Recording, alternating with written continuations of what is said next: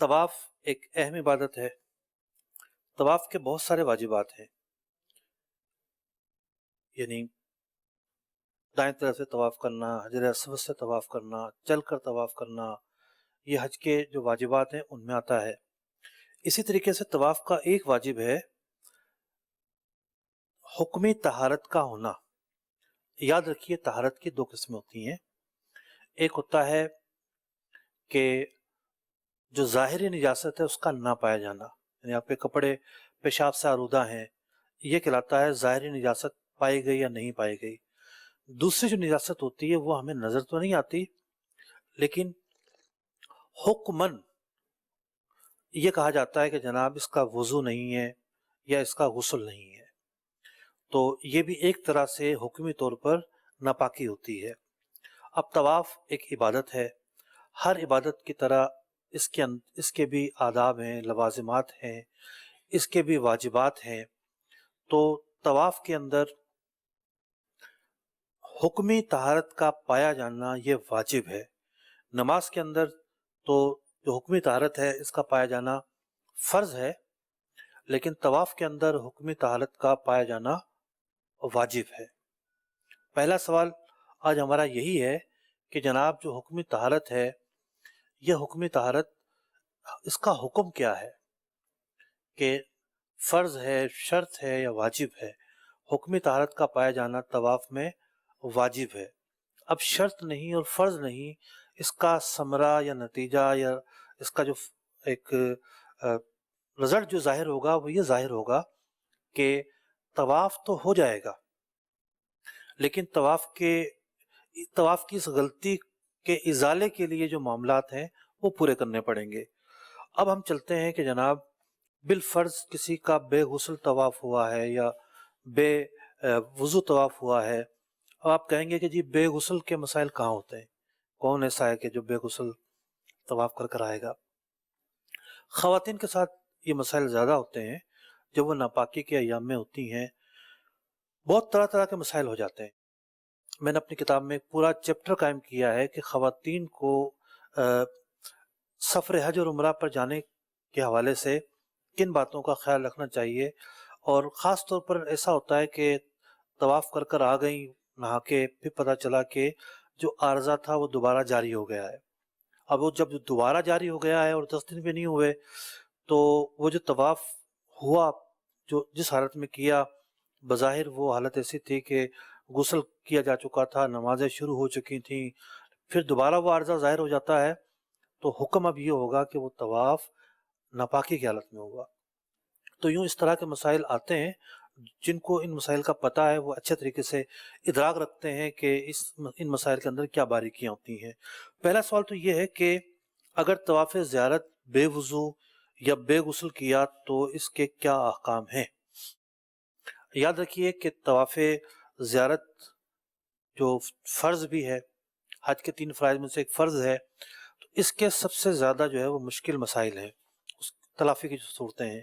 اگر طواف زیارت بے غسل حالت میں واقع ہوا، اس کے اکثر پھیرے یا کل پھیرے، اکثر یعنی 4 پھیرے یا تمام کے تمام پھیرے ناپاکی کی حالت میں ہوئے، تو ایک اونٹ قربان کرنا پڑے گا، یا جو بڑا جانور ہے وہ قربان کرنا پڑے گا، اسے بدنہ بھی کہتے ہیں۔ اور اس کے ساتھ ساتھ یہ بھی لازم ہوگا کہ جب تک مکہ مکرمہ میں ہے اعادہ کرے۔ اعادہ کر لیا تو 12ویں کے غروب سے پہلے اعادہ کیا یا بعد میں کیا؟ اگر پہلے اعادہ کر لیا تھا پاک ہو کر، تو یہ ہے کہ جو بدنہ لازم آیا تھا وہ بھی ساقط ہو جائے گا، اور دم وغیرہ بھی نہیں ہوگا۔ اگر 12ویں کے بعد مکے میں ہی ابھی کوئی تھا اور اس نے پھر 12ویں کے بعد اعادہ کر لیا، تو چونکہ یہ اعادہ بعد میں پایا گیا ہے تو دم لازم ہوگا۔ یہ ایک اشفاق بھائی سب سے مشکل مسئلہ ہے اس کے اندر، جی یعنی جس میں سزا جو ہے وہ کفارہ وہ بڑا ہے۔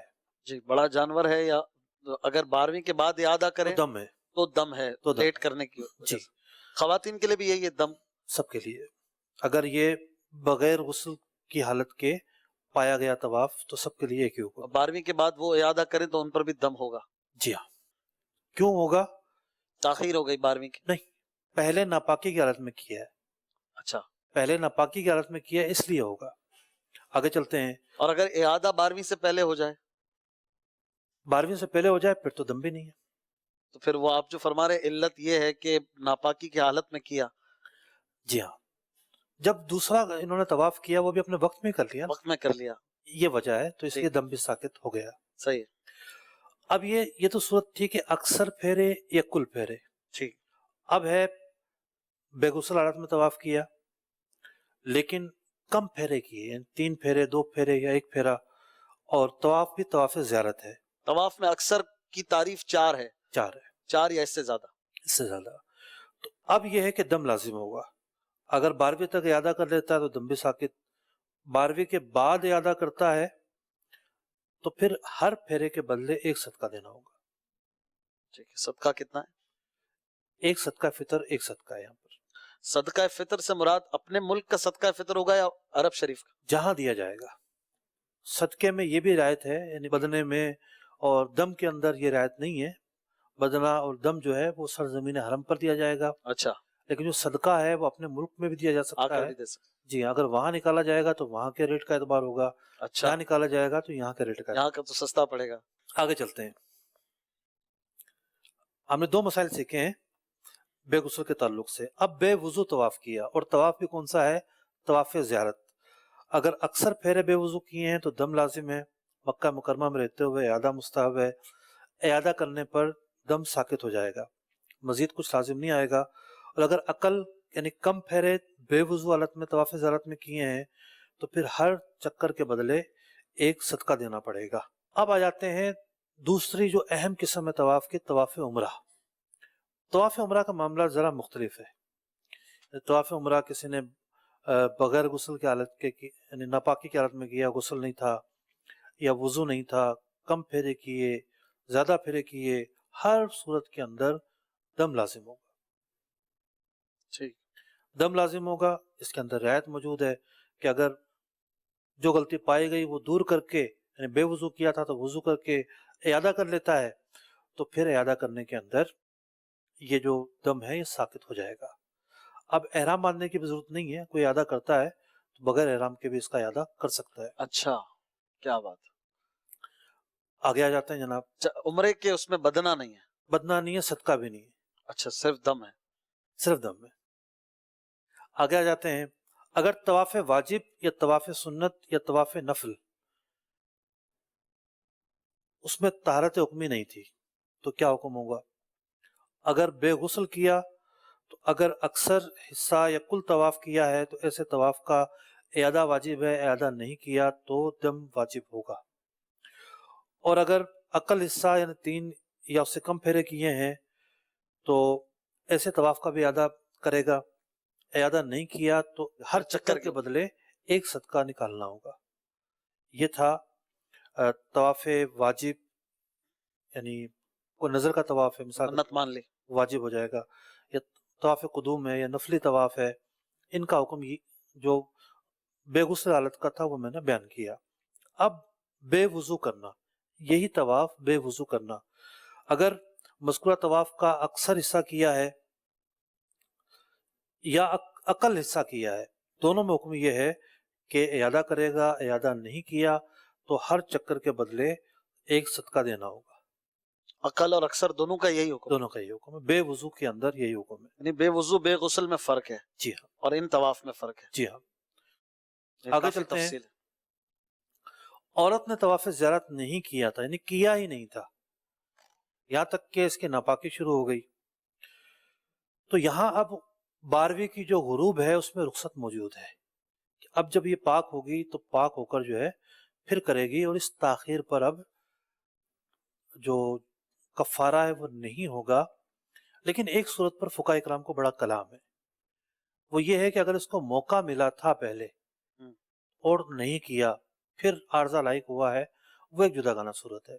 हम एक सूरत पर कलाम कर रहे हैं कि इसे मौका ही नहीं मिला तवाफ करने का, जब तवाफ करने आई तो आर्जा लायक हो गया, और उसके बाद 12वीं तारीख भी गुजर गई, इसका क़याम मौजूद है, ये वहीं रहते हुए पाक होकर तवाफ कर सकती है, तो इस पर लाजिम है कि इंतज़ार करेगी, पाक होने के बाद, गुस्ल करने के बाद फिर ये तवाफ़ ज़ियारत अदा करेगी। 13ਵੀं کو ہو 14ਵੀं کو ہو جب بھی فارغ ہو اس پہ کوئی اب اس تاخیر پر گناہ نہیں ہوگا، کفارہ بھی نہیں. گناہ بھی نہیں ہوگا. موقع نہ ملنے سے مراد کیا ہوگی حضرت؟ کیونکہ موقع ایک تو ہوتا ہے اب جناب بڑے مزے سے دن گزار دیے، یہی ہوتا ہے نا، 11واں آرام کر رہے ہوتے 10واں بھی 11واں بھی 12واں دن. سب یہی کرتے ہیں، آرام ہی کر رہے ہوتے ہیں عموماً کہ چلو آرام سے جائیں گے. اور کیا وجہ ہو سکتی ہے کہ دیکھیے ایک سرکل ہوتا ہے نا، ایک سرکل ہوتا ہے. عورت کو جب یہ پتا ہے کہ اچھا سرکل کب ختم ہوگا، اس کو یہ بھی اندازہ ہوتا ہے کب شروع ہوگا. اس کو اندازہ ہوتا ہے. ہاں، ٹھیک ہے، تو ان دونوں میں پھر اس نے خاص احتیاط کرنی ہوتی ہے اور اگنور نہیں کرنا ہوتا ہے، اس کو پھر جلدی چلی کوتاہی جائے. نہیں کرنی ہوتی. بہت اچھی بات. عورت ناپاکی میں ہے اور طواف وداع کا موقع آ گیا، تو اب اگر ٹائم بھی نہیں ہے فلائٹ کا، تو اب اگر یہ چھوڑ کر جائے گی تو اس پر کسی قسم کا کوئی دم لازم نہیں ہوگا. واہ، اس کے لیے یہ حکم ہے. طواف کی بات ہو رہی ہے اور طواف کے اندر ہم وضو اور غسل پر بات کر رہے ہیں. ایک بہت زیادہ پیش آنے والی صورت کہ وضو ٹوٹ جاتا ہے طواف کے دوران. صحیح ہے. طواف کر رہے تھے اور وضو ٹوٹ گیا، اب کیا کریں؟ وضو تو کرنا ہی ہے، گئے وضو کر آئے، وہیں سے طواف شروع کریں یا پھر نئے سرے سے شروع کریں؟ یہ بہت زیادہ پیش آنے والی صورت ہے. بالکل. اس کی دو صورتیں ہیں. اگر اکثر چکر نہیں کیے تھے، ایک چکر کیا تھا، 2 کیے تھے یا 3 کیے تھے، تو اب افضل یہ ہے کہ نئے سرے سے شروع کر دیں، پہلے چکر سے ہی 7 چکر پورے کر لیں. صحیح. جو انقطاع آیا اس کی وجہ سے نئے سرے سے شروع کر لیے. اور اگر نہیں کیا، جہاں سے ٹوٹا تھا، جہاں سے وضو ٹوٹا تھا وہیں سے کنٹینیو کیا، تب بھی ٹھیک ہے، کوئی برا نہیں کیا. یہ ایک صورت ہے. صحیح. دوسری صورت یہ ہے اگر اکثر چکر کر چکا تھا، 4 چکر کر لیے، تو اب جہاں سے منقطع ہوا ہے وہیں سے یہ کنٹینیو کرے گا. صحیح. اب نئے سرے سے چکر شروع کرنے کی اجازت نہیں ہے. اب بات ہو رہی ہے طہارت کی. بے غسل بے وضو حالتوں پر تفصیل سے گفتگو ہوئی. طواف کی جو 3 طرح کی کیٹیگریز بن رہی تھیں، طواف زیارت، طواف عمرہ اور دیگر جو طواف ہیں، 3 کیٹیگریز بنی اور تفصیل سے بات ہوئی. اب ایک بڑا اہم سوال ہے کہ جی کوئی کہتا ہے کہ آپ نے نجاست حکمیہ پر تو بات کی ہے، نجاست حقیقیہ کا کیا حکم ہے طواف میں؟ یہ کیا ہوتی ہے نجاست حقیقیہ؟ وہ نجاست جو نظر آنے والی ہو، یہ خون ہو گیا. یعنی جو دیکھی جا سکتی ہو. صحیح ہے. بعض اوقات جذب ہو جاتی ہے، نظر آ نہیں رہی ہوتی لیکن نظر آنا غور کرے تو ہوتا ہے. ایک وقت ایسا وہ نظر آ سکتی ہے. جی. تو طواف یعنی طواف کے اندر جو نجاست حقیقیہ ہے، اس سے پاک ہونا یہ واجب نہیں ہے. اچھا. اگر نجاست حقیقی لگی رہ گئی تو طواف پر اثر نہیں پڑے گا، لیکن مکروہ ہے، خلاف سنت ہے. کمال ہے. واہ، یہ بڑی رعایت ہے. کتنی رعایتیں موجود ہیں، ڈیفرنٹ ہے. یعنی نماز کے احکام، نماز تو طواف کے بالکل نہیں احکام، حج کے احکام بالکل ڈیفرنٹ ہے. نماز میں اگر لگی رہے ایک مقدار تک تو نماز ہوتی ہی نہیں. نماز نہیں ہوتی ہے. سب سے زیادہ جو نمازی کو پرابلم ہے وہ نجاست سے ہوتی ہے. صحیح ہے. تو وہاں ایک آسانی دی گئی ہے.